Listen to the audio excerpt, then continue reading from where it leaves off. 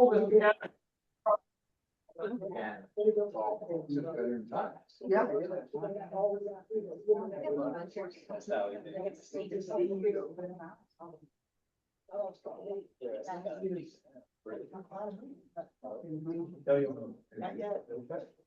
All right, welcome. Good morning. My name is Mark Klein. On behalf of the You're Not Alone Ministry team, we want to personally thank you for taking time from your busy schedule to learn more about mental health and the family's role in support. Today we'll be learning about borderline personality disorder in 30 minutes or less. No. Oh, my. Yeah, but first, let's pray. Lord Jesus, thank you for bringing us together once again to help us understand the difficulties we are likely to encounter in wrestling with mental illness in the lives of our loved ones and possibly even ourselves. We know you have a unique plan for each one of our lives. Please help us to better understand and better equip ourselves to deal with both pleasant experiences as well as life's difficulties. Please give us the tools, grace, and encouragement to fight this earthly battle and win. Today to an understanding of your perfect plan for our families. In Jesus' name, amen. Just a disclaimer, this program is not intended to provide guidance or direction in seeking medical assistance, direction or medication. Referrals of medical assistance should only be sought from your individual physician or component expert. At this point, I'd like to introduce Fred Sabia. Fred is a licensed mental health and marital therapist for the past 34 years. He has experienced lifelong struggles with high anxiety and depression.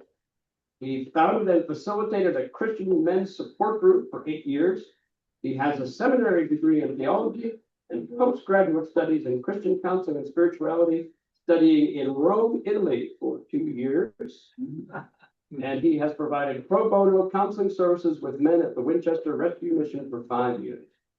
Please welcome Mr. Fred Sabia. Thank you.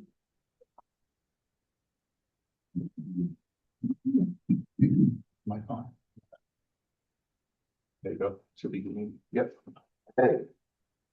The first order of business is, can you hear me? Yeah. Well, picking up on Mark's joke about the 30 minutes or less, he's right on, because this is a topic. Personality disorders are extremely complex.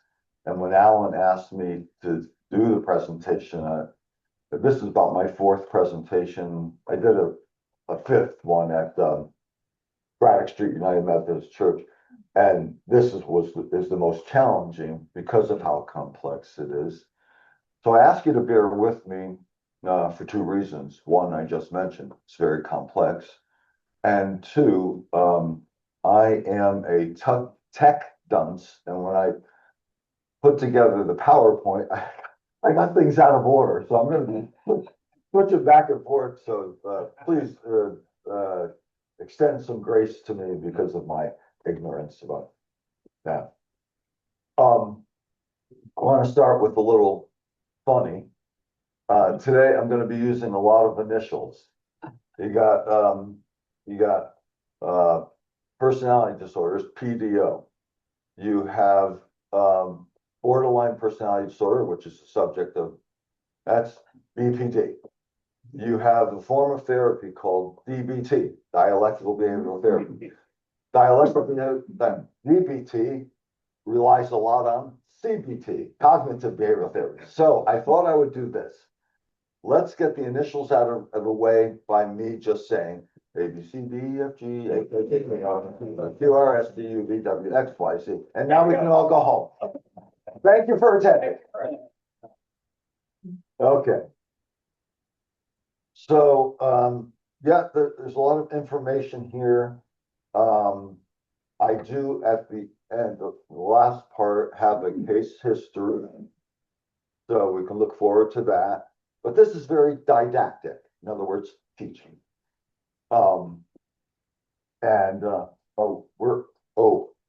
Where's my text? Steve, where are you?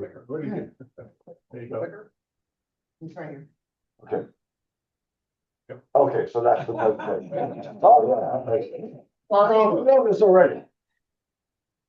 Okay, so personality disorder. The diagnoses of personality disorders, and in a minute, I'll go into the different types that are listed in the diagnostic manual. But you're always going to hear words like this: persistent, pervasive. I don't know if that's up there. Let's just go through these, but you're going to hear a pervasive pattern of blah, blah, blah, blah, blah. That's how they all start, but we'll get to that. So personality disorders diagnosis, diagnostic criteria overview. Personality disorders are diagnosed through persistent patterns that deviate from cultural norms. These traits must be stable, in other words, lasting, and evident from adolescence or early adulthood. Manifestation. These disorders manifest through cognition, thinking, affectivity, emotional expression, interpersonal functioning, and impulse control. Each domain contributes to the diagnostic process. And lastly, impact and inflexibility. These traits must be inflexible, pervasive, there's that word, for the first time today, and not the last. And cause significant distress or impairment in daily life to qualify as a personality disorder. Oh, another thing I meant to mention is that we're going to have a Q&A later. So if you have any, questions, commit them to memory or write them down. Okay? That's not that I'll be offended or insulted if you want to raise your hand and ask a question as we go. Okay, so this is cut off. That's the, you track that down. Actually, this is one of my out of order. Okay. I said that I was going to go over some of the specific personality disorders, and we're going to take a look at a couple of them. I just want to give you, by doing that, I just want to give you, again, the flavor of how this is defined by pervasive patterns. They're not passing. Unlike depression, which can wax and wane, and there's good medicine for it. As a matter of fact, I'm even getting ahead of myself. There's no approved medication for treatment of personality disorders, with one exception. Can I move away from the podium and not be out of the range? I'll just stay here, okay. With one exception. You can go to the end of the screen and back. Okay.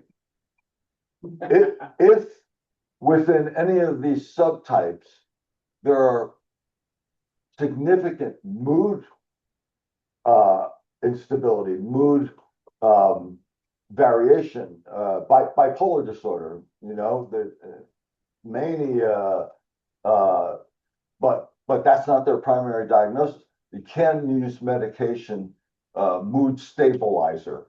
In fact, the case history I'm going to talk about entails that. Okay, so I didn't put this slide up on the, but we're going to go through each one of these just briefly. So paranoid personality disorder, you can figure it out yourself with common sense by the word paranoid. But every one of these, the descriptive starts off with a pervasive, so I'm not going to keep using that word. Paranoid, a pattern of distrust and suspiciousness of others, such that their motives are interpreted as malevolent, beginning by early adulthood. Schizoid, which actually, before I even describe it to me, is one of the saddest ones, and I'll tell you why in a minute. Pattern of detachment from social relationships and a restricted range of expression of emotions in interpersonal settings. One thing I'll never forget is when I worked at Timber Ridge School, which is a job I got that brought my then wife and I here from Fredericksburg.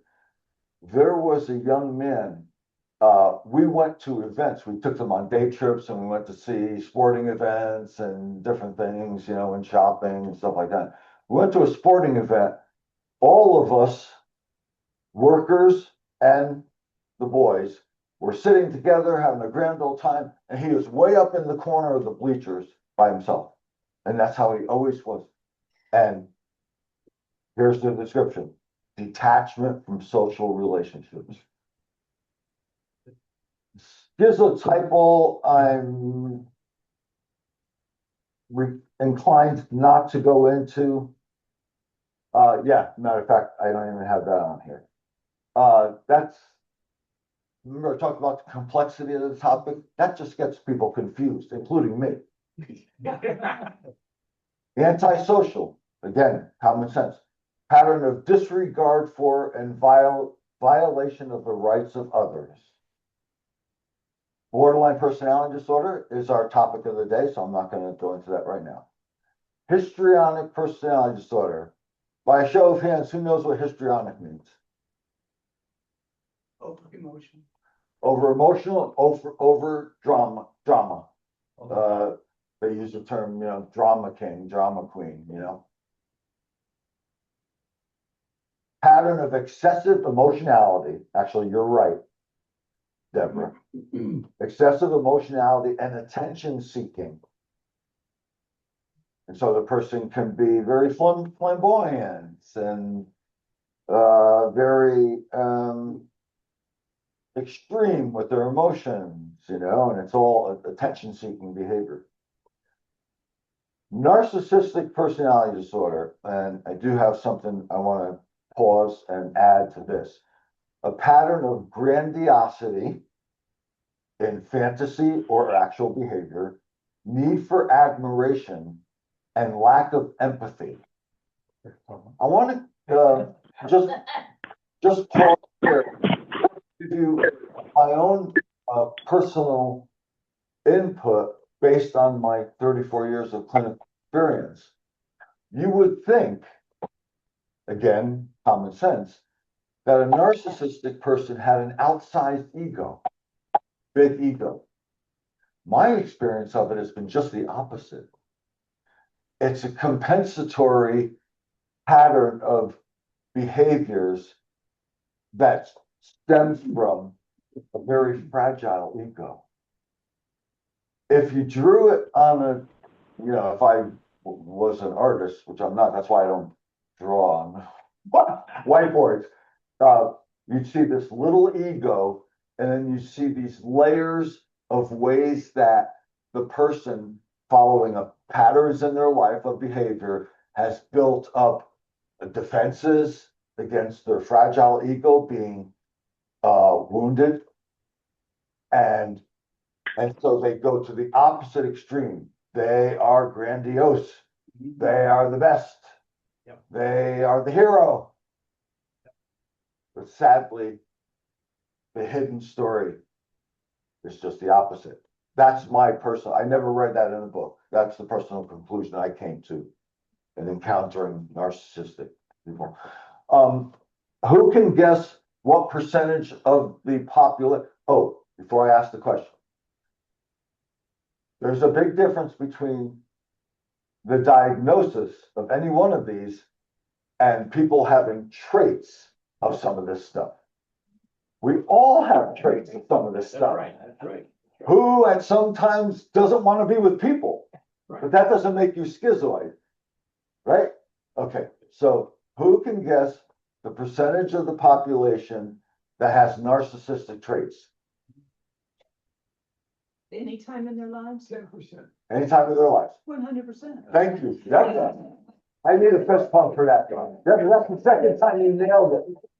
I paid her a lot to do my, yeah. Well done. I say to my clients, when they're afraid, of what diagnosis they're going to get, they say, I'm very defensive. I always feel this. I always feel that. and they fear narcissism, and I say to them, you have narcissistic traits just like I do and everybody else on the planet. Because, as I often say, the first order of human nature is self-preservation and self-protection. Thank God, or else we'd all be in trouble. What I wanted to add to that was, I'm having a moment here. Okay, it's all good. The point is, just to drive home the point, is that you can have traits of one or more of these or all of them, but that doesn't mean you have the personality disorder. That's much more intense and stable, in quotes. It's constant. Okay, I think that's enough of that. Avoidant personality disorder speaks for itself. A pattern of social inhibition, feelings of inadequacy, and hypersensitivity to negative evaluation. Dependent.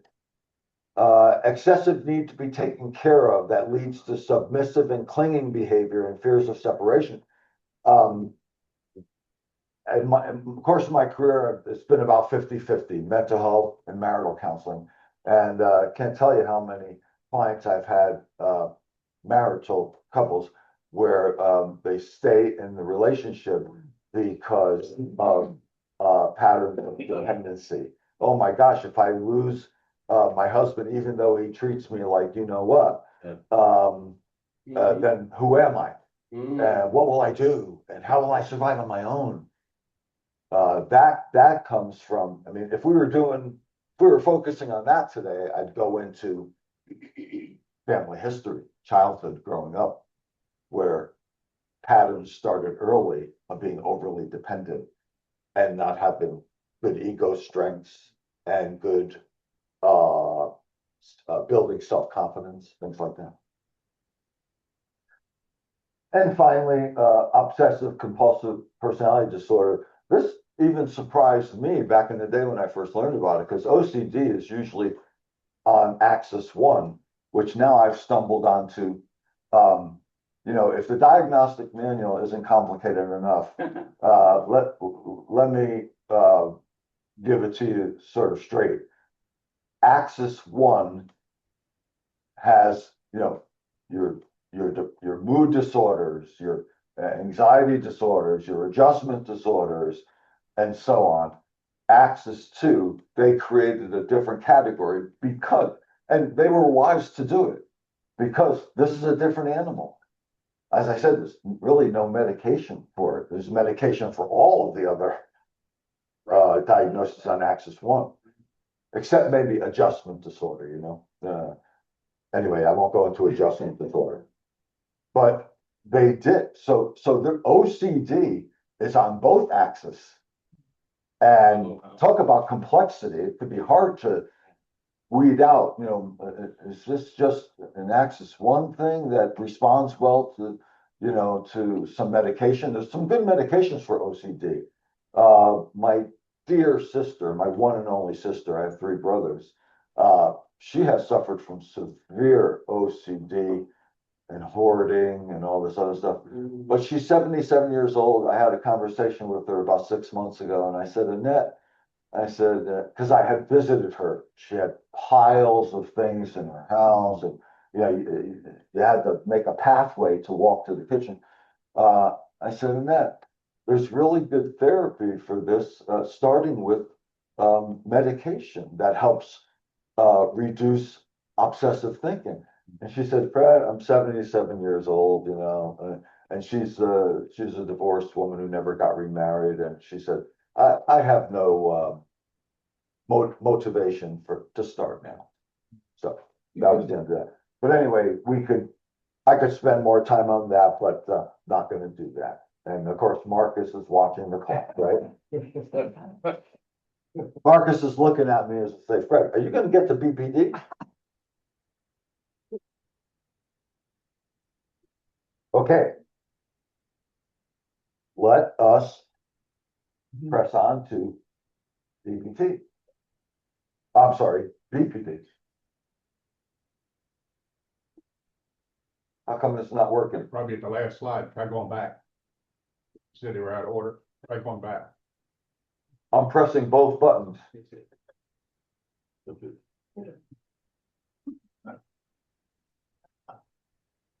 Where's it? We need to point it here or? No, was working.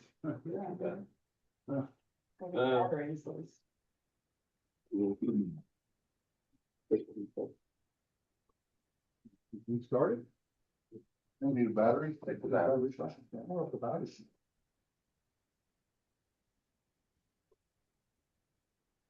Anybody got any AAA batteries? But we got them up.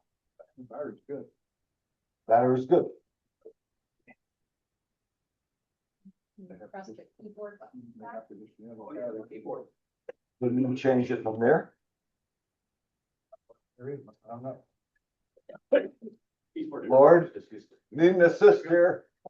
Hello?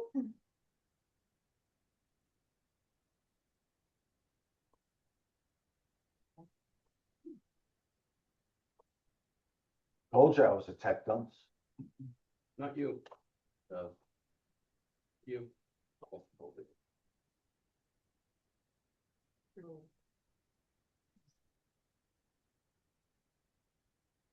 Hey, I recognize him.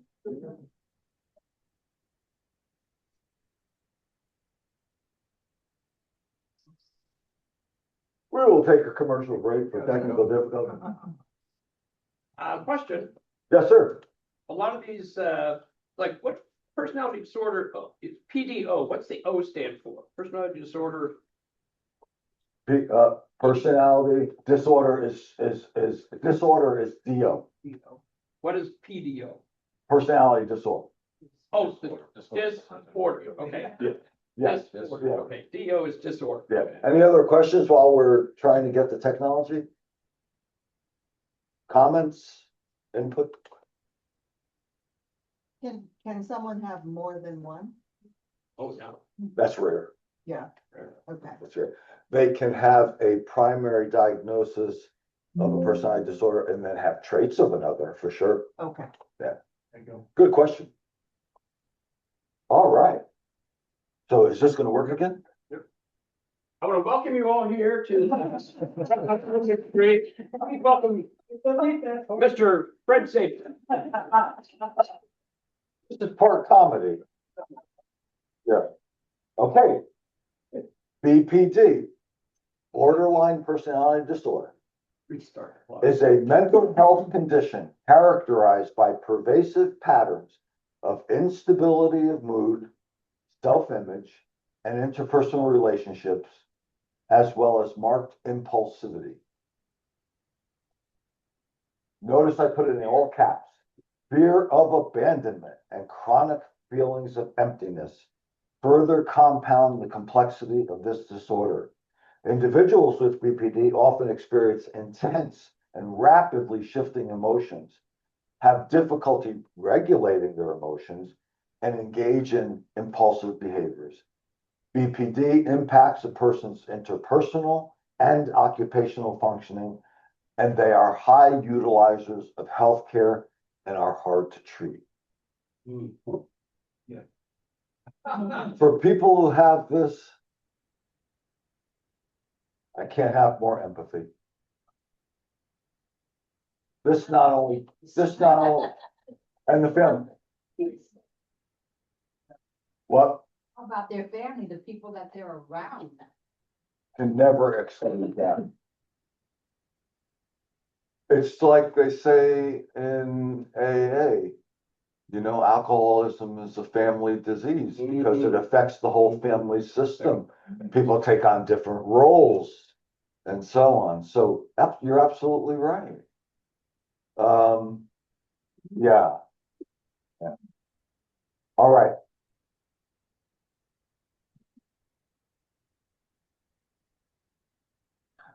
Oh, I'm not sure which, okay. Etiology, which is, a word that means, the source of, not the source knowledge of.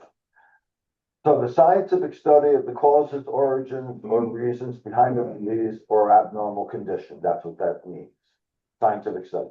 The current hypothesis is that BPD is caused by an interaction between genetic factors and adverse childhood experiences affecting brain development.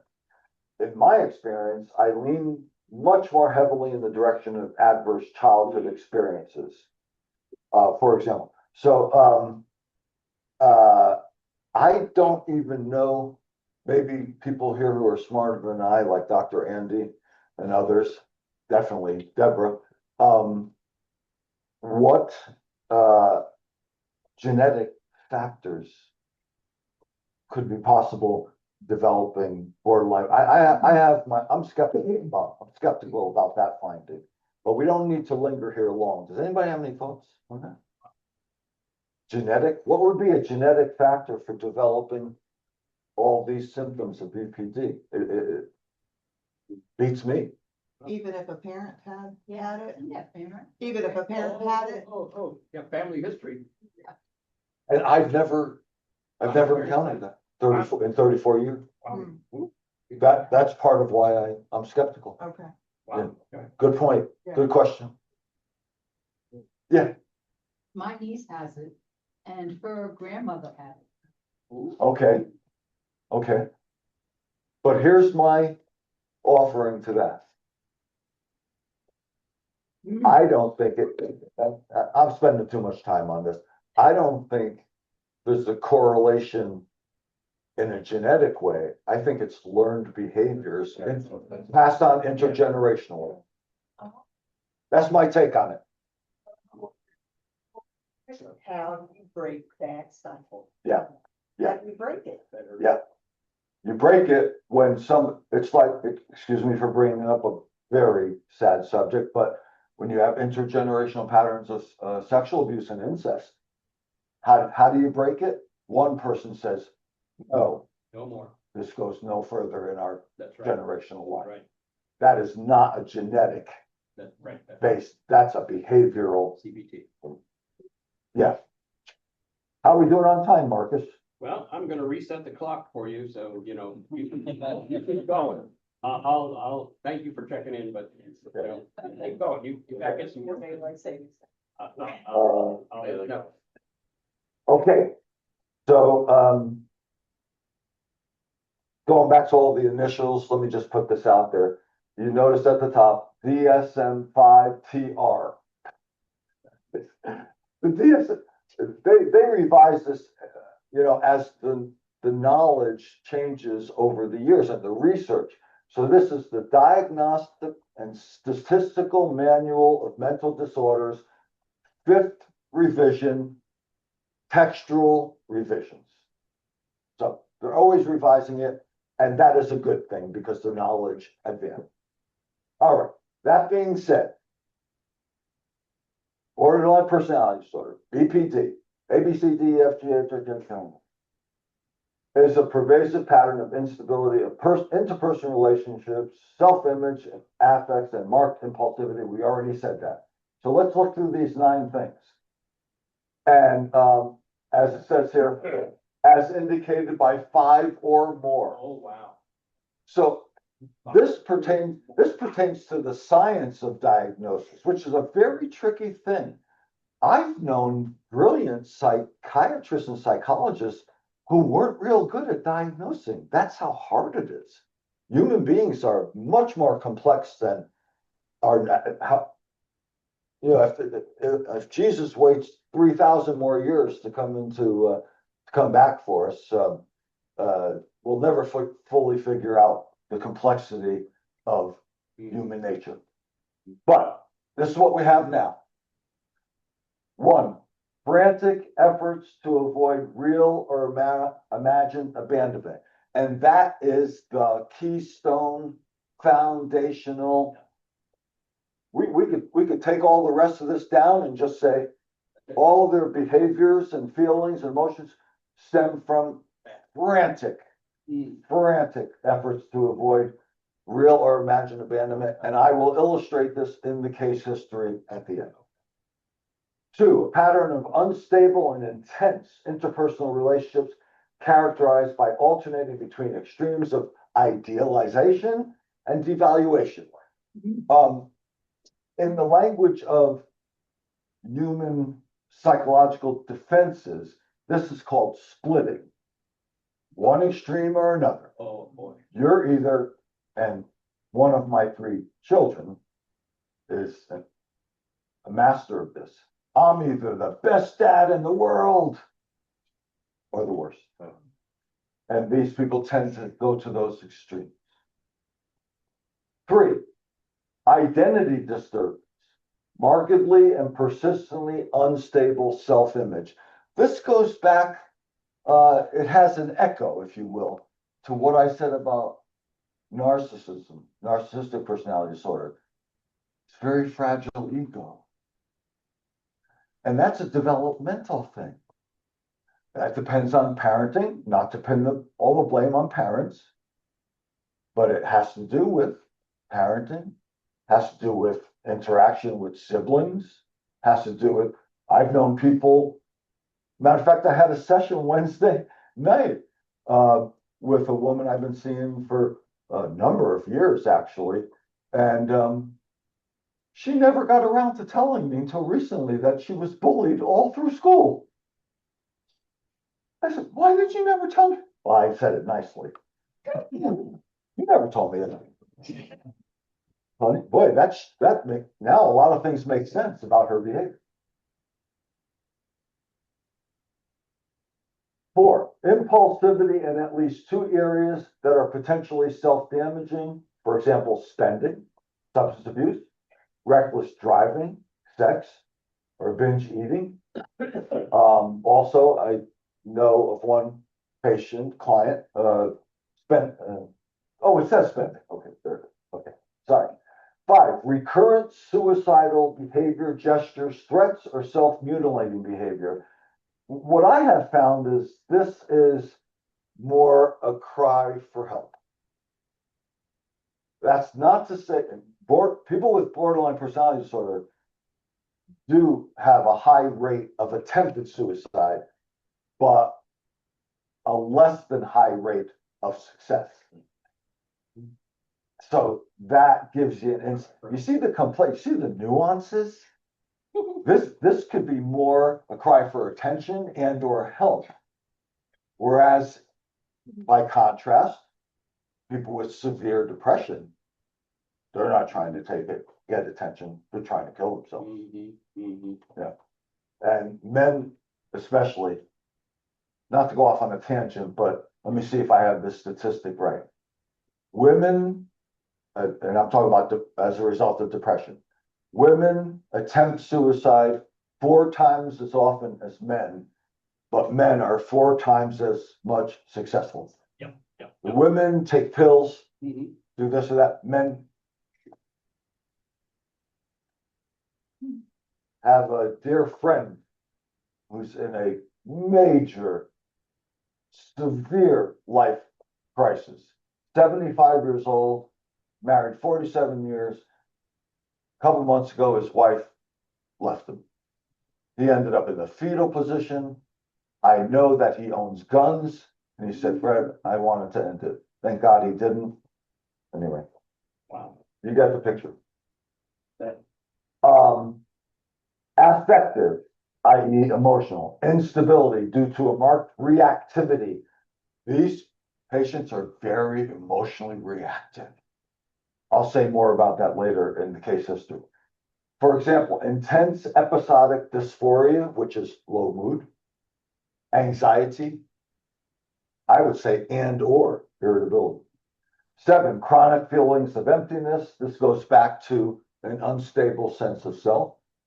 Who am I with someone to constantly affirm me, Feel bad for these people because you can't, that's not how life plays out. You can't get constant affirmation. Even in a good marriage. inappropriate intense anger, I put that in caps, or difficulty controlling anger. For example, frequent displays of temper, constant anger, or recurring physical fights. That's not the case in a majority of BPD, but that can happen. And lastly, transient, which means passing, stress-related paranoid ideation. And this goes back to real or imagined abandonment. They're paranoid that they're going to be abandoned, even though there's no evidence for it. Okay, You want to take a break? sure. I think that's a good breaking point.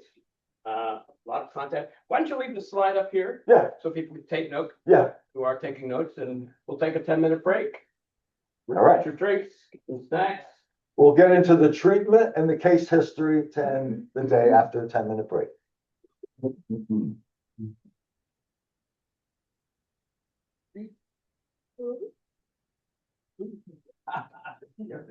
To let everybody know, we had talked about sleep hygiene issues before. And I brought some pages I have in the back of my notebook that are on that. If anybody wants to look at them, you could probably look her up and print them out. This is not all of them, but just some of them. Sleep hygiene for people with sleep issues and things to do to help improve it. Good time. Oh, turn it off.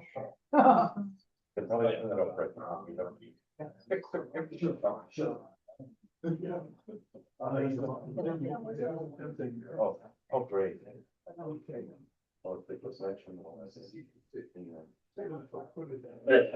Yeah, we, so, you know, a lot of the stars canceled, but it's. Anyway, we went out for birthday.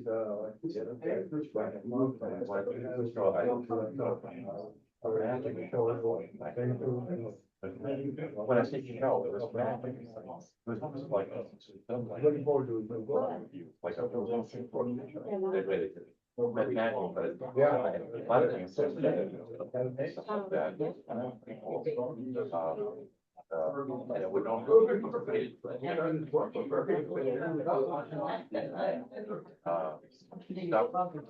We stopped by. We've been in Tabernacle so many times.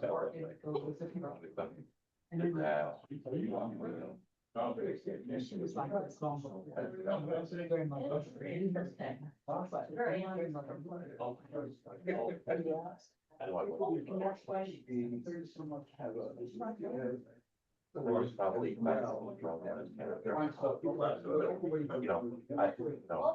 I haven't had anxiety medicine. But I think. Well, I also sometimes have to take it when I go to Florida, but, no. Hey, we'll see, you know, all like that. Little slower. Yeah. We did it frames. So last Sunday we did, last Sunday we did.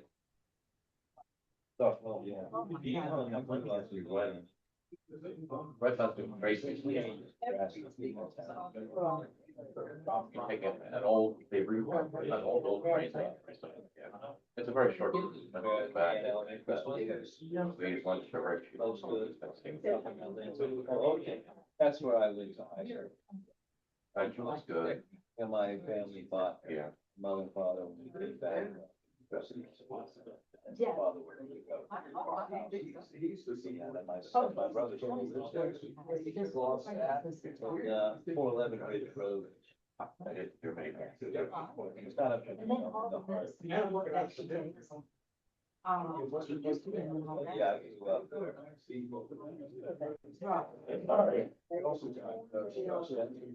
Got the big man.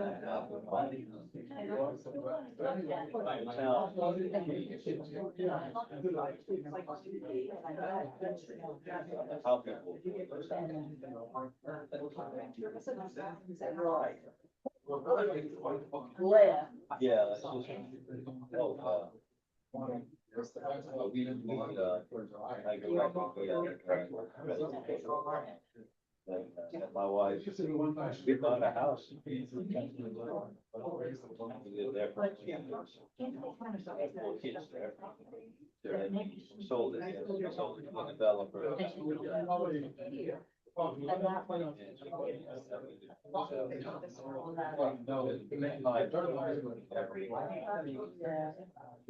that's been confined to the states. You Oh, know, and, sometimes it's a company. grow, I guess. Well, that's what I'm wondering. We don't know.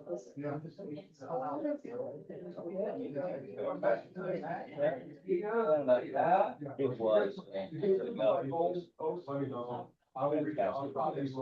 Yeah. Yeah, so their batteries got. We lived in Australia 15 years before we came here. These are the. It's amazing how many people that we've met. It's a little colony. Yeah. Alan, our. I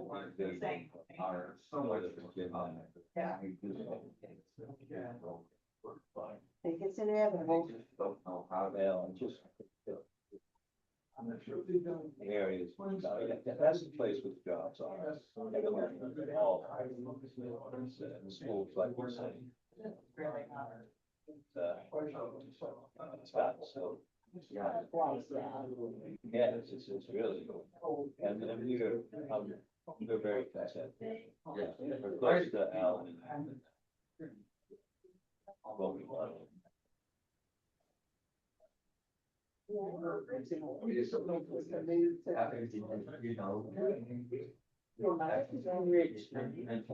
brother and sister, both my sisters and Lisa, his brother had already moved out. And, my family's family lives in Bradford, Blacksburg, It's good. Yeah, yeah. So,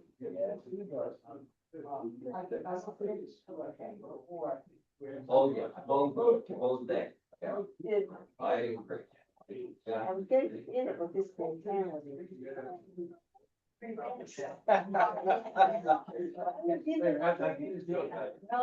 Yeah.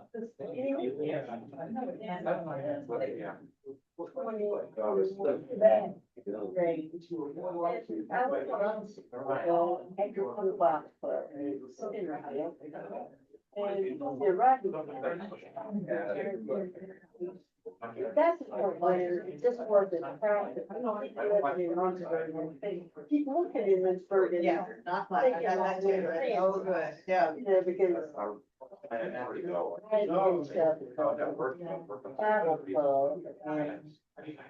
Greg, I know a friend of mine said.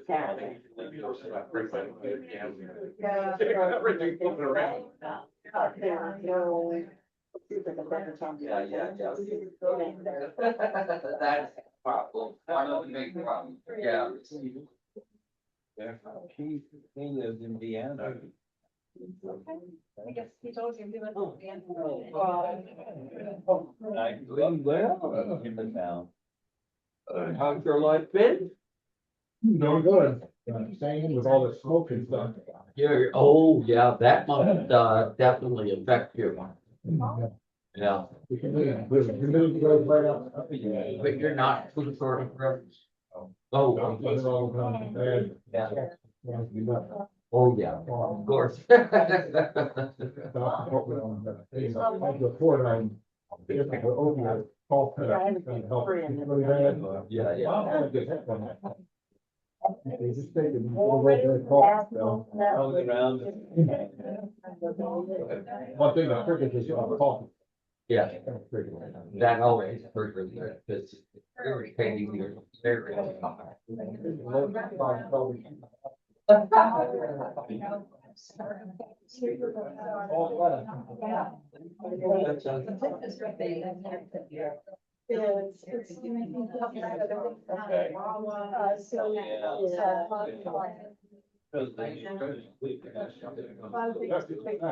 now that means we have some money.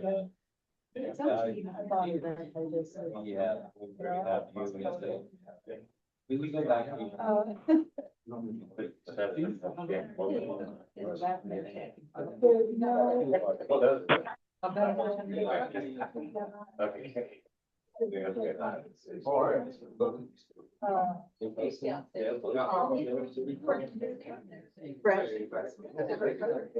Often does bipolar and BPD kind of coincide, or is it kind of a, Just had a conversation. Yeah. In the break, yeah, and the guy's daughter has BPD and she has bipolar. yeah, I think my daughter is. So wicked kind of things again.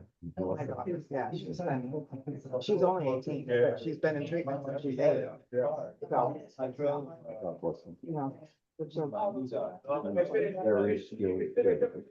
She has- well, no, she's probably, I'm the one that texted you about a week and a half ago asking for recommendation. And you sent me 2 people, but I haven't come back from them still. So Oh, so if you think of somebody else, please.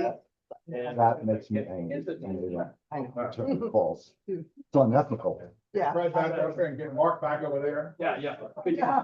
If you get up there, then I'll sit down, so, you know. So anyway, ready for part 2. Ready for part 2. All right. Thank you. Your attention, please. Thank you.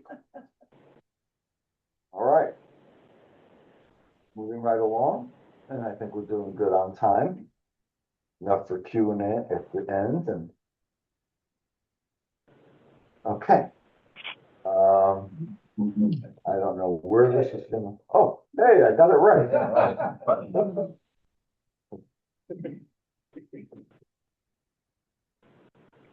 Okay, so I promised, and I'm gonna keep the promise to focus on treatment.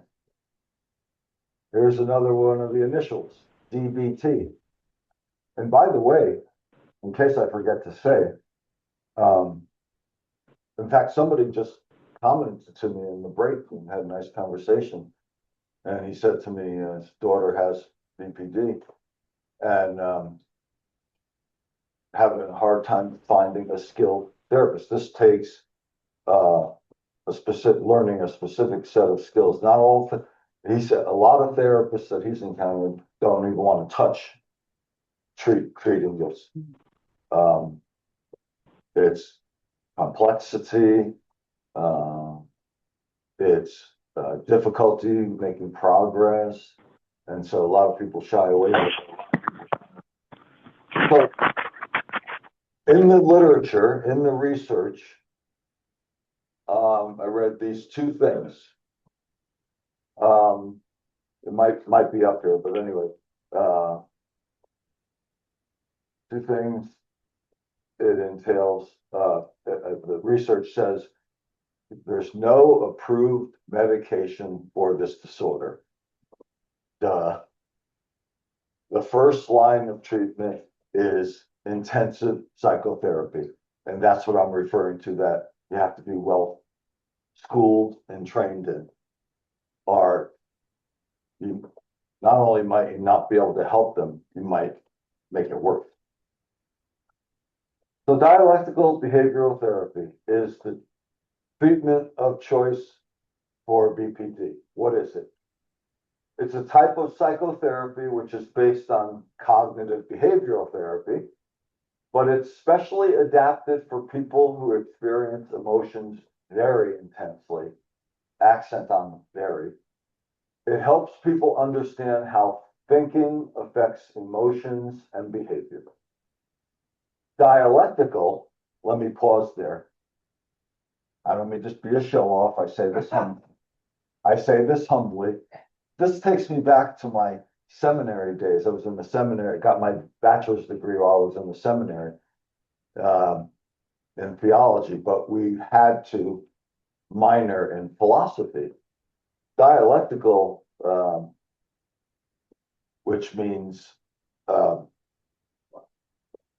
we'll get into that.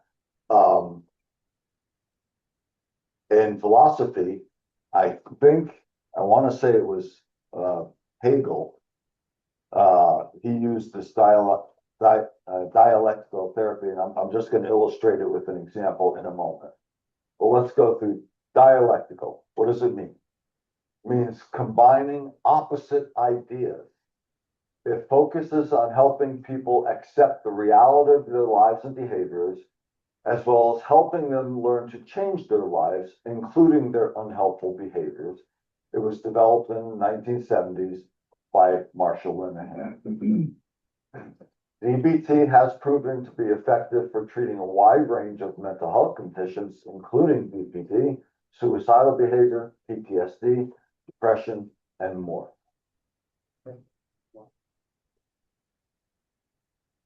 My favorite, and this gets into treatment,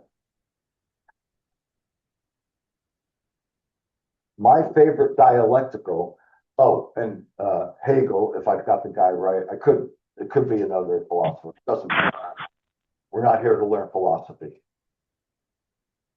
He proposed it as a thesis, an idea, an antithesis, an opposite idea, and then its resolution, which he called the synthesis. This is a wonderful model that's, again, born from philosophy, but is applied to mental health and therapy. An idea, an opposite idea, and the synthesis of both. So, that being said,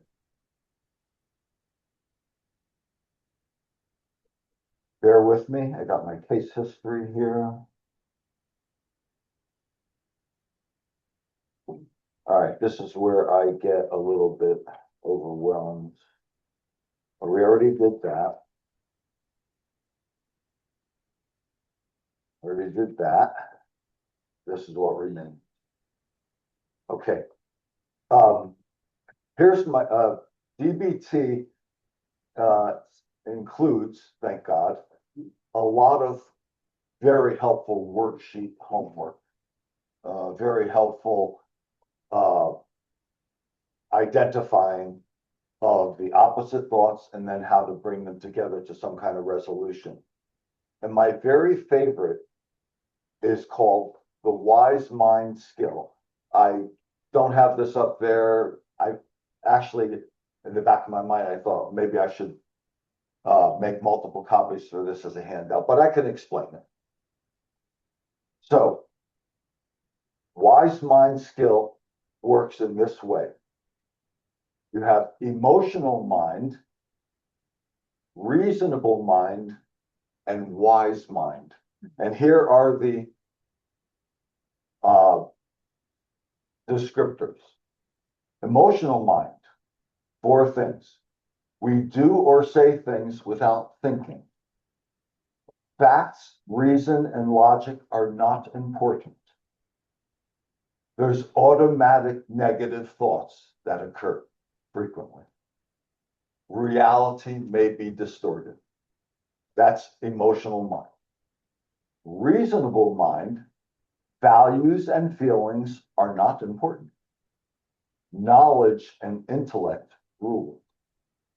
We pay attention to the facts, develop plans, or solve problems. Wise mind combines the two. We see the value of both reason and emotion. We bring left and right brain together. Brain has 2 hemispheres, left and right. We need them both. And the healthiest people on the planet are those who can draw from both. We can consider both emotion and logic. That's redundant. This is the middle path. And as we often say in the world of psychotherapy, wisdom lies in moving toward the middle. Okay. All right. Let's see what the skills are for DBT. And there are 4. Mindfulness. Let me say what it is and then add my own 2 cents. This is the practice of being fully aware and focused in the present instead of worrying about the past or future. And mindfulness is, to me, sort of a repackaged uh, skill that has its roots in the history of meditation, religious or secular. It's about awareness.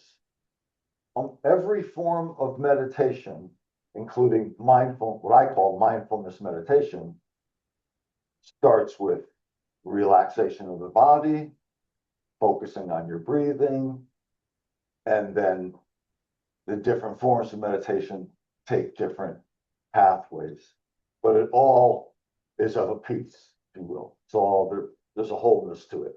And I just send you, when I send you forth, that if you have any interest in where meditation comes into healing for the mind and the soul and the spirit, you just Google it and read about it.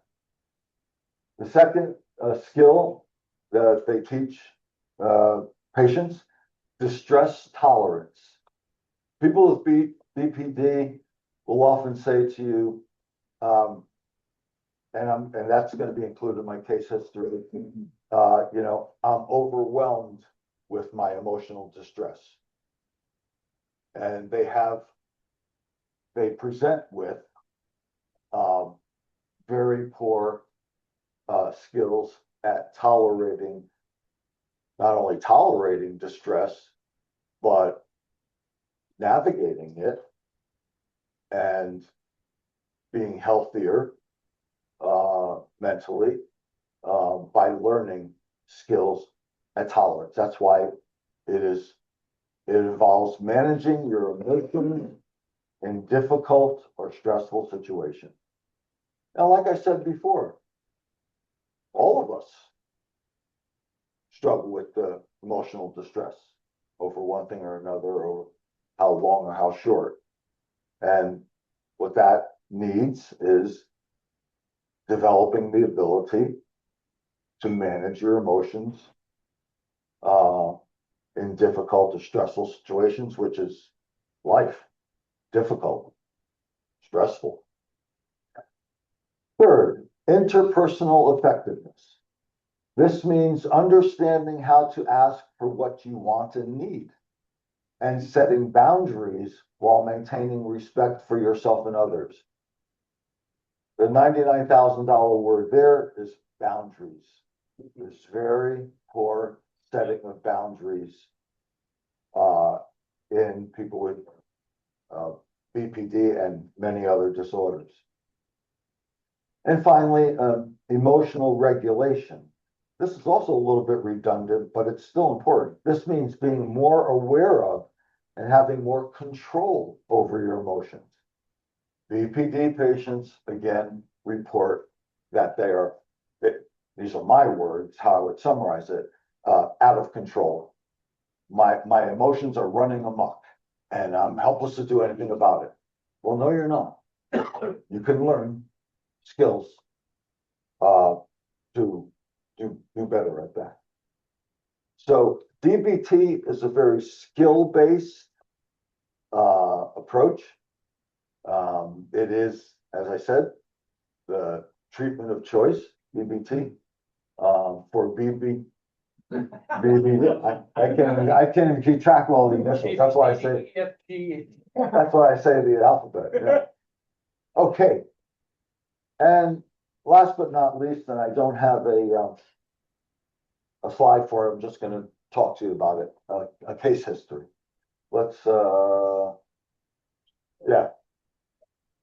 All right. So you won't be distracted by what's up there. Excuse me one second. Drawing a blank. You're very.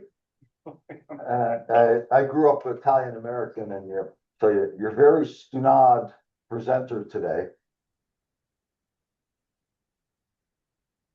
A couple of months ago, I became a heart patient. How is this relevant?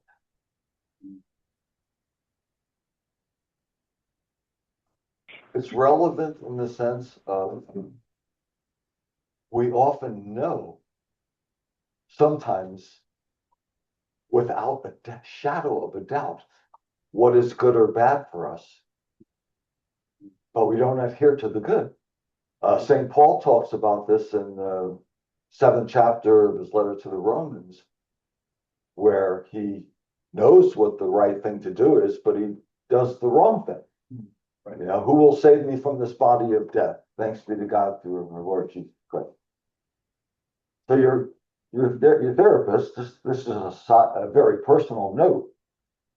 As the Italians said, I'm very stupid.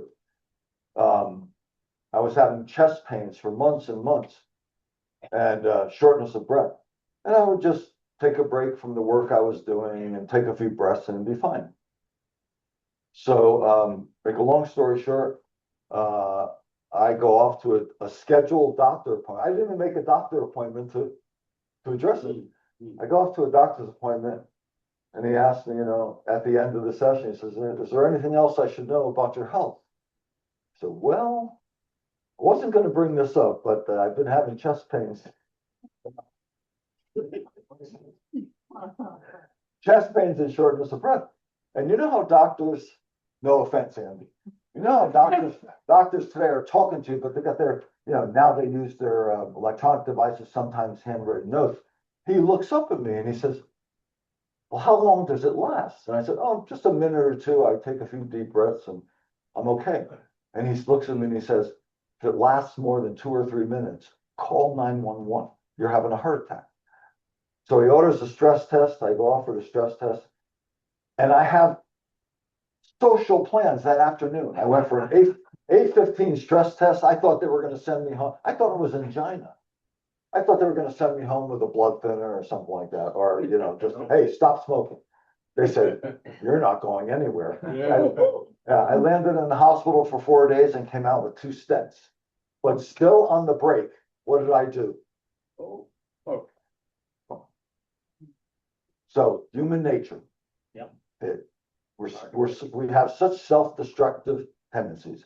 And I'll admit, I am an addict. I'm addicted to cigarettes.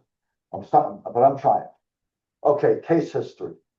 That was an aside and maybe an unnecessary aside, but I just love storytelling. Okay. This case history about a 20-year-old woman. And that's the good news. What do I mean by that?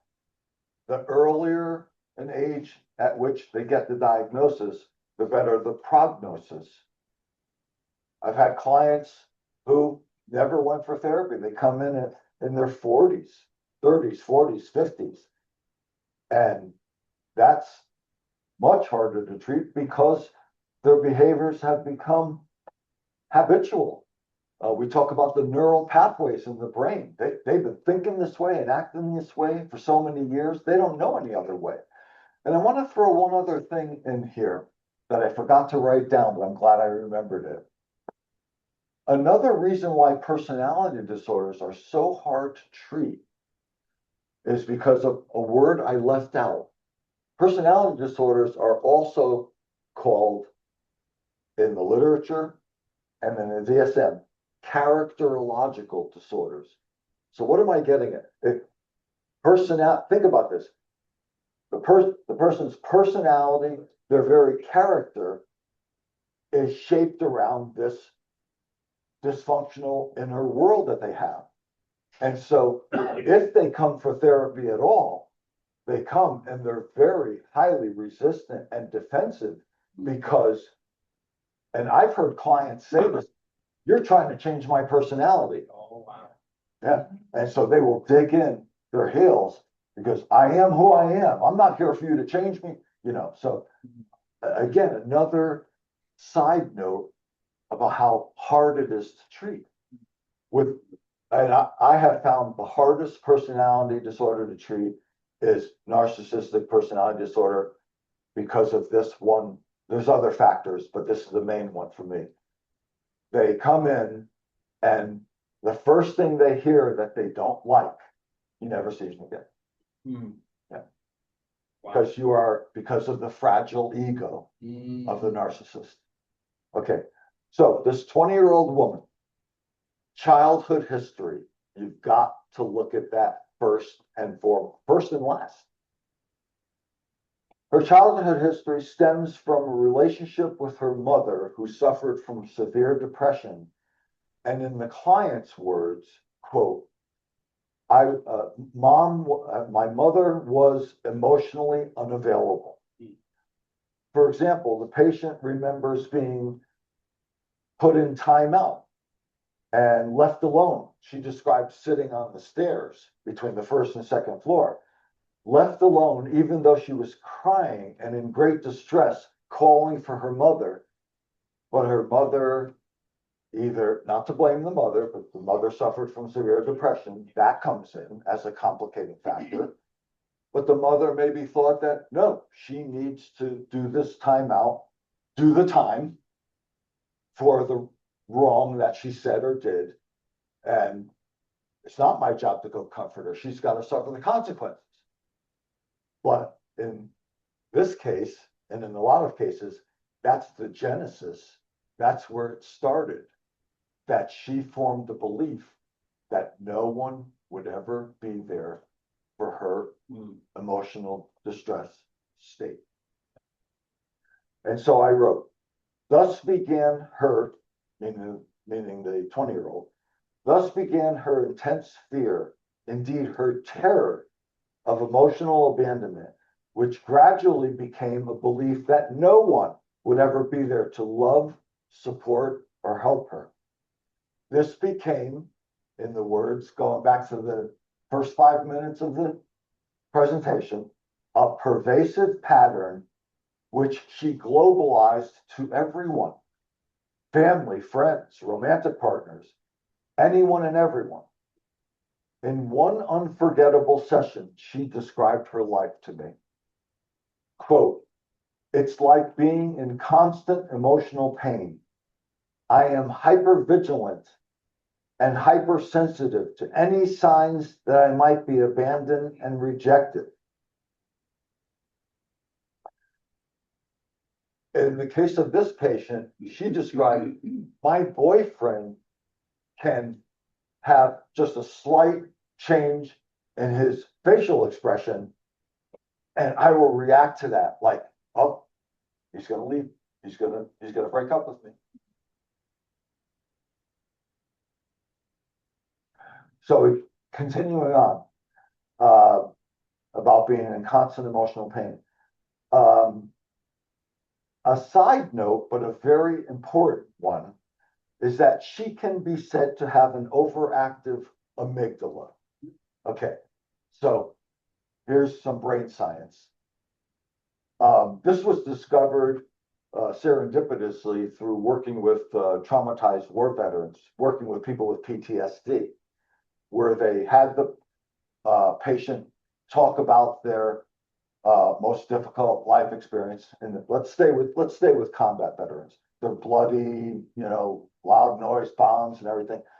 And they had them talk about it. And then they did a before and after brain scan. Before they talked about it, they did a brain scan, and all areas of the brain, left and right hemisphere, were lit up. They had them talk about their horrible experiences, did another brain scan, and they saw where there was a part of the brain, there's one on each hemisphere. It's shaped like an almond. Almond. That's how my mother pronounced almond. Yeah. Almond. And the rest of the brain went almost dark. And what they came to call the amygdala, because that's a Greek word that means almond, was lit up. And that was serendipitous. Well, that's an understatement, that PTSD could be treated if you could help the person come out of reacting out of their amygdala. Because the amygdala, in common parlance, is called the smoke alarm of the brain. It alerts you to danger. And neuropsychologists have said this.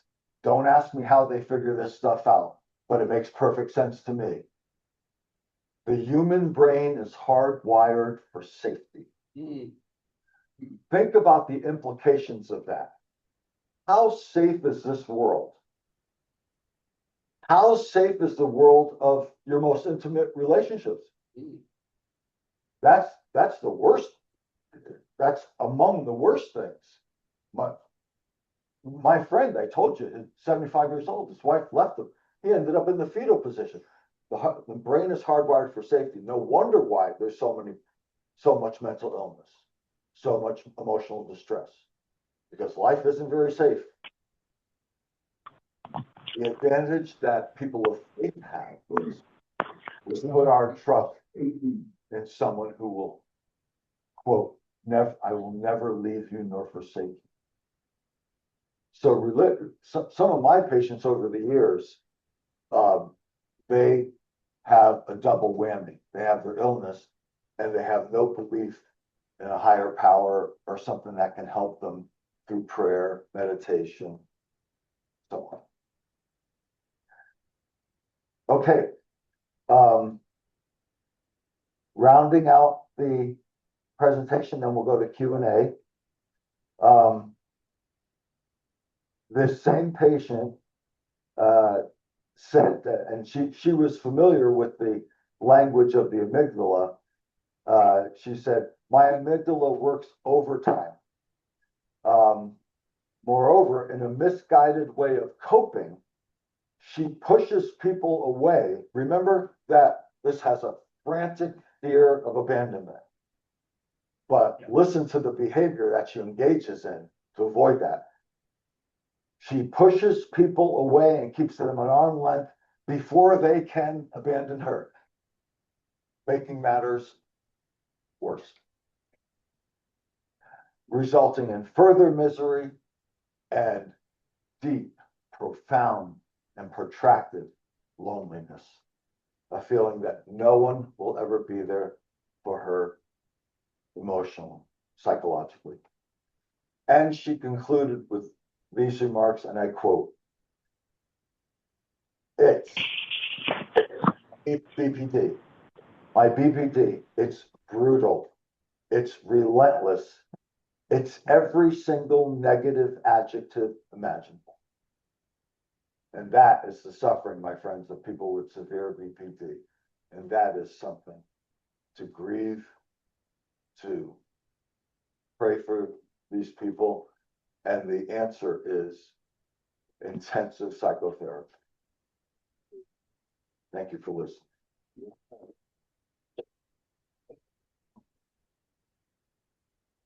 All right. Yeah.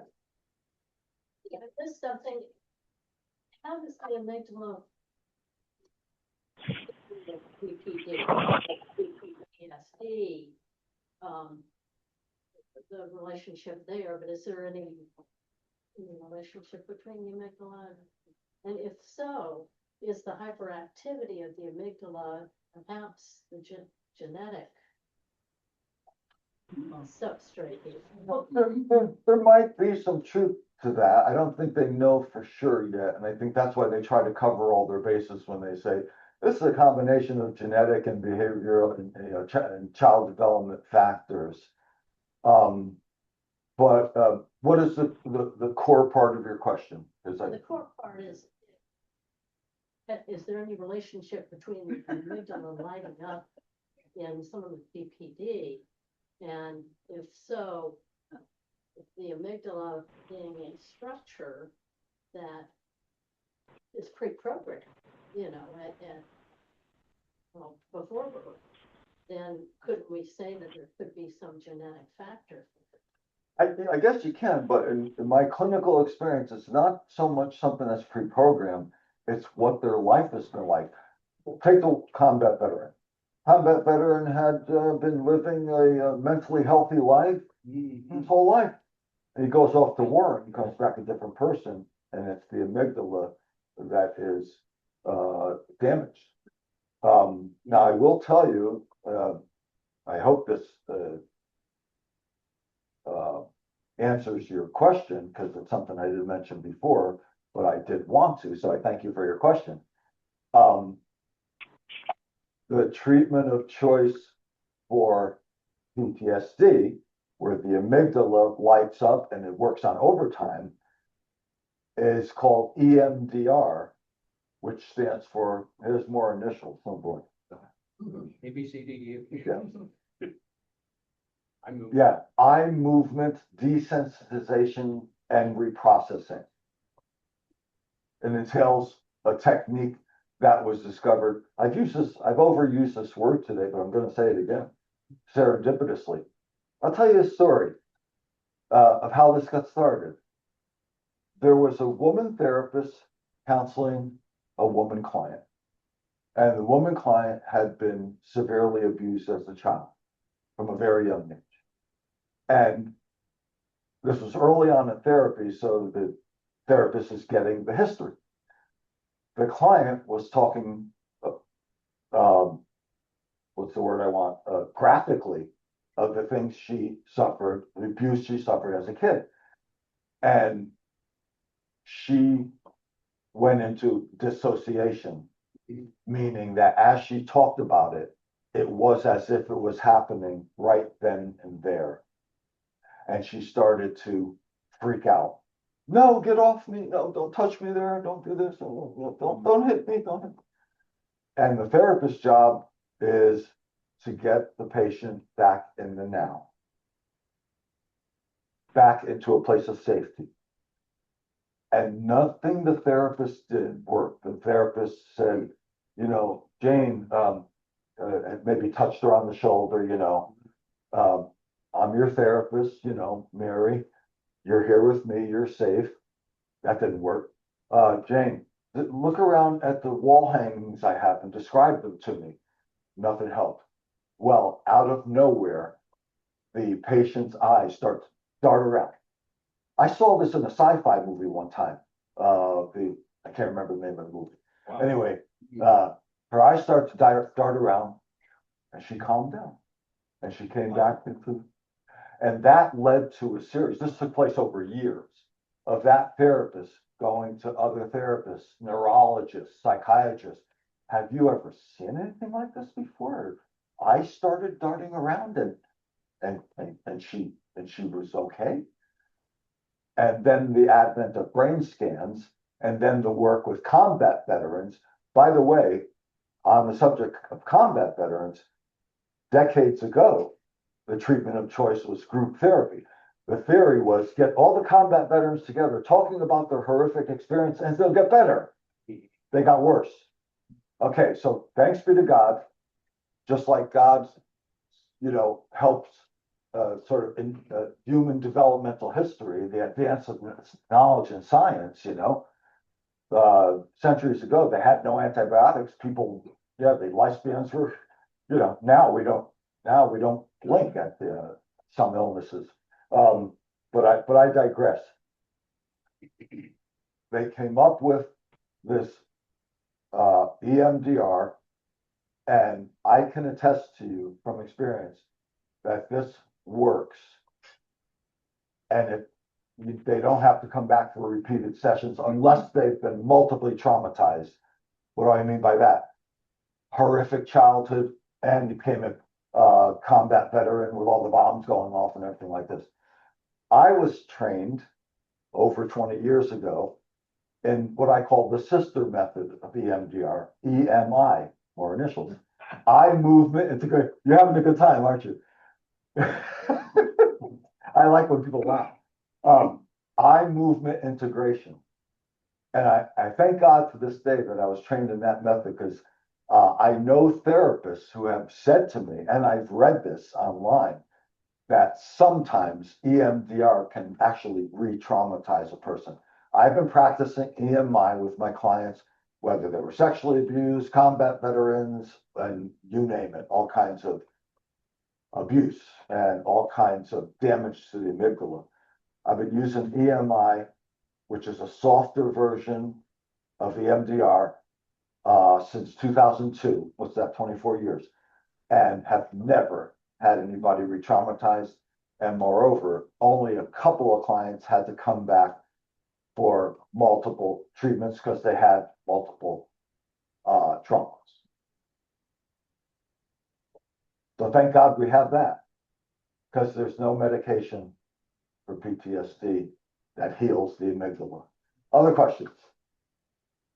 Yeah, so, I think, one of the important things whenever you're dealing with someone with personality disorder is to remember that there can be comorbid anxiety and depressive disorders Yeah. that can be treated. Yes. Oh, yes, right. Yes. Again, during the break, I had a conversation with a man who told me his daughter has BPD and she's bipolar. And you're absolutely right. Thank you, Dr. Andy. Bipolar disorder, very good medications for that now. The top one that I know of, unless they've come out with something even better, is Lamictal.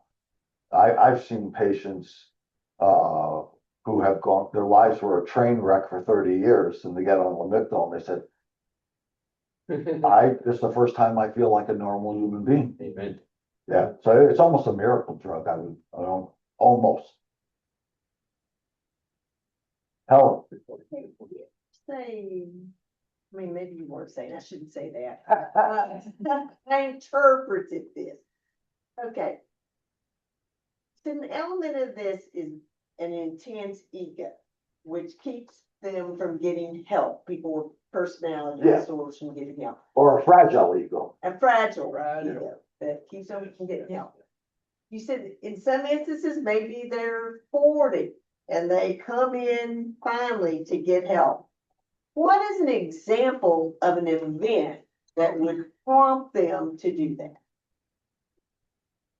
Okay, I have a feeling people have been telling them all their lives, this behavior is not working for you. right. And what is it finally that the light goes on and they go get help? Okay. The first thing that comes to mind is, let's take men, for example. And I'm not picking on men. It's just that, as we all know, men and women are very different. Look at the medical profession. Women take better care of their physical health. Men who are stupid like me, you know, they don't go to, I was having chest pains and I didn't even want to talk about it. What most comes to mind is, for example, you have a narcissistic man who's married. And again, men are slow on the uptake. The wife says, you know, I've been living with, you know, A, B, C, D, E, F, G, behaviors on your part, the way you treat me, the way you're manipulative, the way you're, you know, everything's about you. Get help or I'm out of here. Mhm. So sometimes, as of men, it takes the worst possible thing to get them to come to treatment. That's one thing. Another thing is, I sound like I'm picking on men, but this applies to some women. You're picking on that. Classically, Classically, and this is almost a saying among therapists, classically, men don't come for therapy until their pain outweighs their shame. What do I mean by that? Men were hardwired as problem solvers. If I can't handle or recover from my own stuff, that makes me less than a man. Shame. So until the pain, I can't live like this anymore. They come in, you know, I've avoided therapy for decades. I tried to do this myself, but I keep going from bad to worse. I give it, uncle, I give in, I need help. And I've encountered some women like that, women who are more sort of headstrong, strong egos, and they too think, you know, I should be able to overcome this myself, but they can't. But when do they come to the point where they realize this is something to overcome? I mean, Okay. maybe I was. I can answer that easily. It's the intensity of the distress. You think, Andy? It's the intensity of the distress. If a person, right. if a person has a mild to moderate case of a particular disorder, and they're getting by in their life, they're mostly satisfied with their life, blah, blah, blah, they don't come for treatment. It's, when the intense goes, and you could do numbers, from 0 to 10, how much distress do you have on a regular basis? Oh, 3. Even though they may have some behaviors that are destructive to their lives, whether at work, at home, or both. But when it's a 7, 8, 9, 10, that's when they come in. Have I answered your question? I think so. I mean, it's. Do you have a secondary question or? Well, yeah, I think sometimes they're in a system that kind of supports that behavior. And we don't want this person to be upset, so we all kind of do whatever they want. And, That's called enabling. and so, this behavior just continues. And That touches on, good point, Helen. That touches on the system in which they live, starting with the nucleus, the nuclear family, and then branching out to their friendships, their romantic partners, even the workplace. Like walking on eggshells around some people, just Right. so Yeah. afraid, Yeah. Right. If you have a family system that, they don't speak up, they don't express what is not working for them because of the behaviors of that person. And matter of fact, they do the opposite. Well, this is very popular in the world of alcohol addiction. They say it's a family disease. If the others, if the wife is horrified to see her husband keep drinking, but she's buying him 6-packs on the way home from work, And they, guess who's not going to get help? The alcoholic. it's about having healthy boundaries. Yeah. Yeah. It's about having healthy boundaries, and to have healthy boundaries, dude, I'm sorry to say, but you've got to be strong. You've got to be assertive. Right. You can't just say, oh boy, Intolerable. one of my best friends on the planet has been in a miserable marriage for over 20 years. He takes ownership of it because he said, Fred, for over 20 years, I've been going along to get along.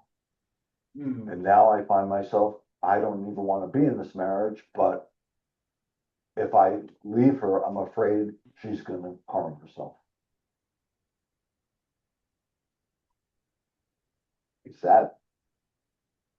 So as I often say to people, when you continue patterns like that, and you don't have good boundaries, as Alan said, you don't speak up, as I said, you're not assertive.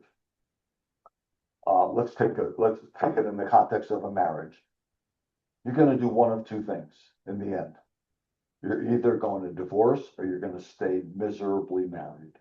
And I've seen that every day of my 34-year career. That.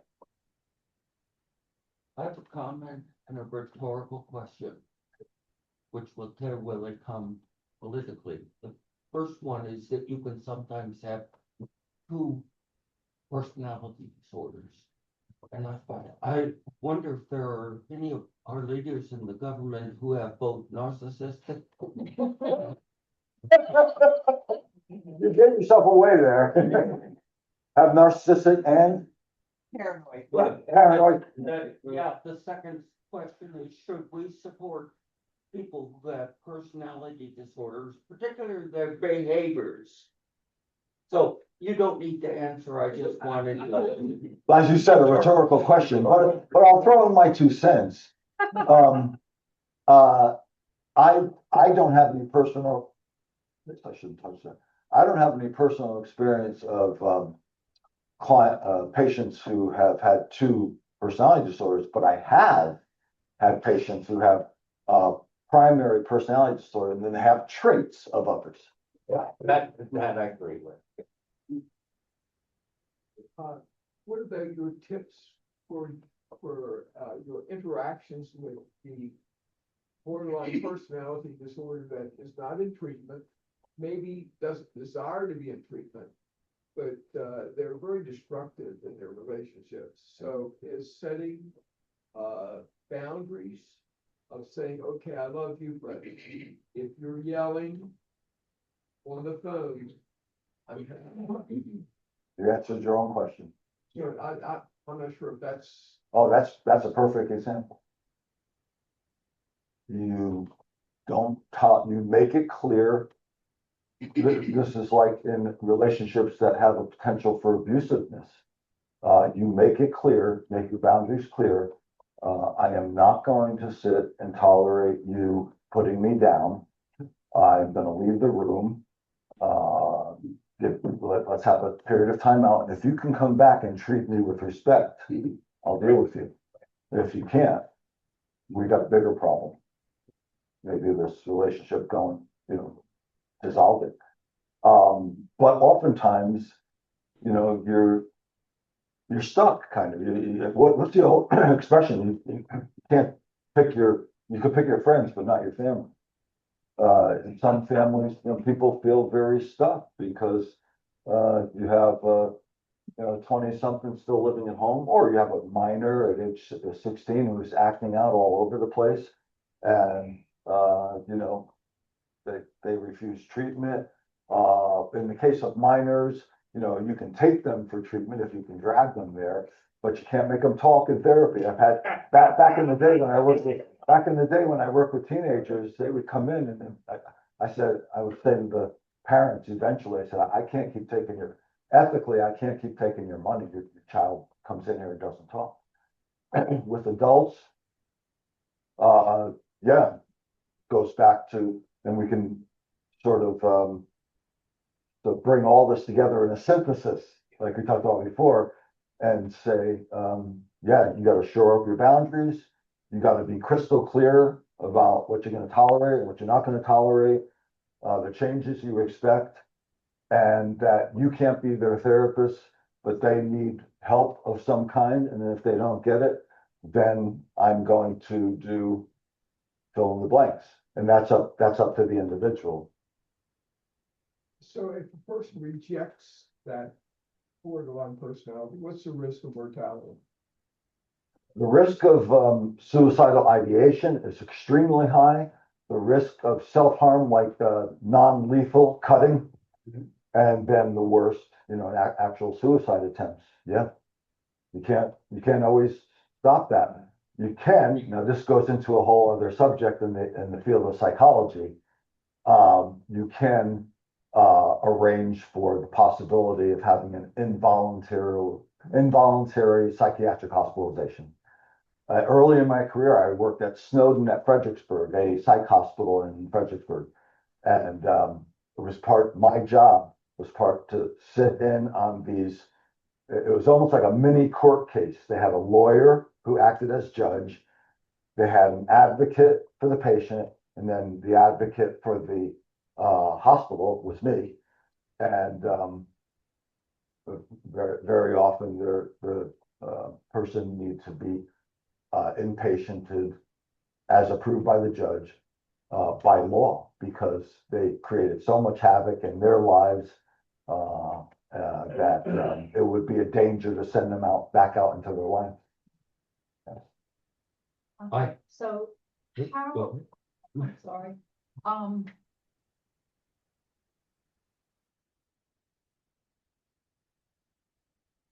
talk therapist or psychologist, whatever, do they know how to do the dialectic behavior therapy, or how do you find that? And I was supposed to address, how to find help. You got to do your due diligence. I had another patient call me, and they said, I'm looking for a therapist. Now, this was years ago. Years ago, I wasn't trained in DBT. I said, I'm looking for a therapist who's trained in DBT, because I was told by my psychiatrist that that's what I need for my diagnosis of avoidant personality. So no, it takes special training in DBT. So you look for a psychologist? So at that, psychiatrist? at that time, I tried to help them look for, and you can find everything online now. The best site that I know of for finding therapists is, you have a pen?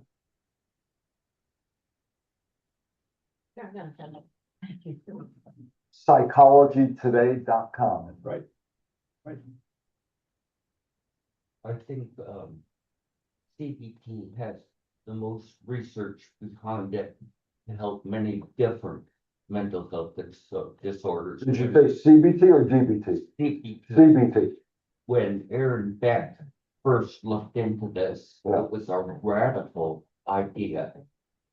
And we now know that psychoanalysis really didn't help much. It required a lot of money, a lot of time, with few results, but with CBT, many people made good progress in many different mental health. Absolutely. disorders. And that's why on one of the slides, it says DBT, it uses the skills of CBT. Here's our, back to all the initials. Psychologytoday.com. So you can, like what because part of being a good therapist is knowing when you need to give a good referral, because you yourself, aren't, this goes back to, when I wasn't trained in it. And you go to psychologytoday.com, it says, you can click on find a therapist, you plug in your geographical area and all the bios of all, typically a photo, 99% of them put a photo, they all should. Put a photo, and then their training, how many years of experience, what types of modalities, what's called modalities of therapy. Yeah, it's very, very effective website. I would say, in my thinking about this, interacting with patients, I think the one other type of therapy that is often beneficial is interpersonal therapy, because many of these people with these many different disorders have very stressful interpersonal relationships Yeah. that need to be dealt with to reduce stress in their life. No doubt, no doubt. Yeah. Absolutely. Yeah, because again, I go back to that word pervasive. It's not only pervasive intrapsychically, which means your inner thoughts, but interpersonally, interpsych. I don't think that's a word. Anyway, in relationships, it's pervasive. Yeah, because as CBT says, how we think drives our emotions and behavior. CBT is a stroke of genius. And I find, again, with a lot of counselors, including you, that while your main approach might be CBT, sometimes you need to bring in interpersonal therapy to deal with the stresses. Absolutely. And you give homework for that. And it's a lot of this is about skill building. That's why DBT is so effective. There's not time to go into, I had downloaded all these different homework assignments they give their DBT, their clients using DBT. They're excellent. Yeah, the treatment is there. The sad part is, well, it's like I used myself as an illustration. Does the person come and not only submit to getting help, but participate in it? Yeah. I can't tell you how many clients I've had over the years whose therapy gets stuck because they don't do the homework assignment. And so they come in and they look at me. I say, well, what do you want to talk about today? I don't say this judgmentally, but I say to them something like, my agenda for today was going to be, the results of the homework that you did. Oh, I didn't do the homework. So how effective has DBT been shown to be? When it is practiced by, there's got to be a certain level of expertise. You don't want the person just out of grad school. No. Years of experience using it.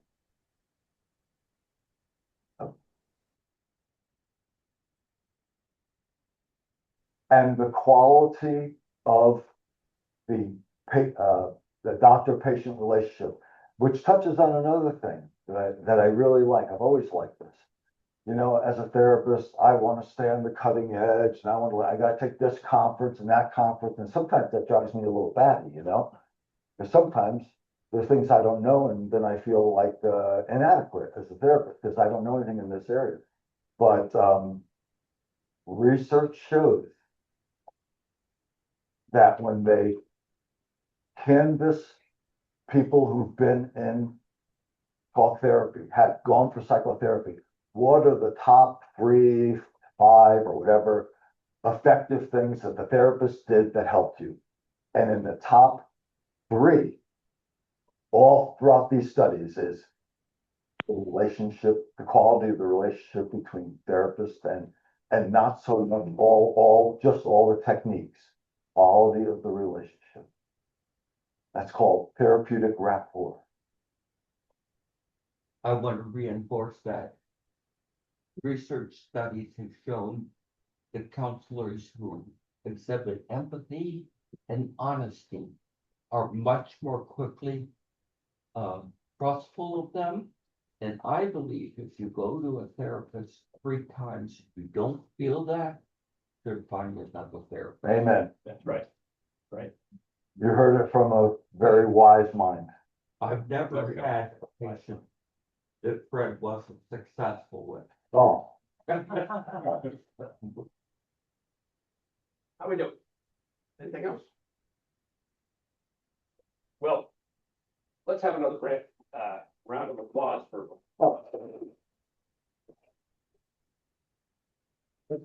Thank you. Thank you. That is excellent. Yeah, thank you again for sharing on borderline personality disorder and DBT. Our next seminar, there's flyers. There's flyers here. Our next seminar is on is August 15th, the 3rd Saturday of August. It's here. Registration 9:30 to 10. The seminar will be from 10 to about 11:30. Here in the hospitality room. And the topic is mental health and wellness. Emma Irving from Northwestern Community Service Board will share an introduction to better understanding mental health and well-being, not as something distant or clinical, but as something that affects all of us in our everyday lives. So please, if you don't have a flyer, grab one, make copies, distribute it to your friends, enemies, wherever you can get it out. There's the flyers here. Support groups, meetings for August are August 6th and the 20th. They're scheduled from 5:30 to 7 right here in the hospitality room. And Claudia's provides a 20% discount on orders that you can pre-order on their website. And then we call it in, we get it delivered, and it's a really good deal. We are working through an amazing book called Fresh Hope by Brad Hefts, subtitled Living Well in Spite of a Mental Health Diagnosis. I'm going to read a paragraph for you from this past week that we met together. Many Christians with mental disorders unknowingly keep themselves chained to the monster, the mental illness, and then wonder why God isn't helping them. If we join hands, so to speak, with our disorder and begin to identify with it rather than with Christ, then it becomes who you are. It is critical that you learn to separate yourself from the disorder. You are not the disorder. You are a new creation in Christ. You are not the monster. You have been given the mind of Christ. You are not the problem. Your disorder is the problem. Understanding this concept is essential to a hope-filled journey of recovery. That's the kind of quality we're getting out of this workbook. We had an earlier version of this same title, same author. He has completely reworked the material. It is so much better than the previous workbook. I was astounded at the quality of the previous workbook, and this one, whoa, is just amazing. So please come out for our support groups. You will be amazed. We have a website, you're not alone ministry.org. There's no apostrophe in the your, so it's YOURENOTALONEMINISTRY.org. That has a calendar of upcoming seminars, support groups, and other events. And you can also see our new YouTube recording for our seminars going forward. And I would like to, if Alan's interested in letting the cat out of the bag a little bit, November 6th, can you tell us a little bit about what's going on November 6th? Whatever you feel comfortable sharing.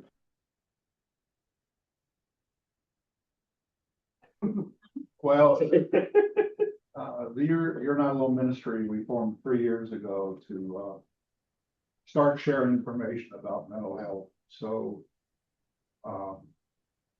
we have been honored with being able to partner with Shenandoah Valley, Shenandoah University, Valley Health, and the Virginia Department of Health to put on a conference for our community that will be held at Shenandoah University on November 6th. So we're the little guys. We have 3 major partners. And we'll be having panel board discussions, display tables that get information out to the community about mental health and what resources are available in our community and how to deal more effectively with it. So November 6th, it'll be at Shenandoah University, the Grant Student Center in the Ferrari Room, which will hold 250 people. And it's just an example of the Lord's work. So put November 6th on your calendar. It opened to everybody. It's free of charge, 8:30 to noon at the Branch Student Center, Shenandoah University. I can't believe little tiny, you're not alone ministry partnering with who we're partnering with. Finally, there's a resource table at the back there. A lot of information available. Please stop by to see further details on some recommended titles, articles, flyers, and let me close in prayer. Lord Jesus, thank you for our time together this morning to help us as families to lean on you with your strength and power through prayer. Always strengthen our resolve to love and understand those of our family who are afflicted with mental illness. Help us to avoid frustration, judgment, and isolation in our lives.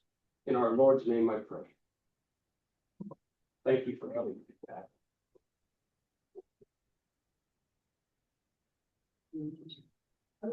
Get back to your conversations. Fantastic, Fred. You did a great job on a hard topic. Thank you.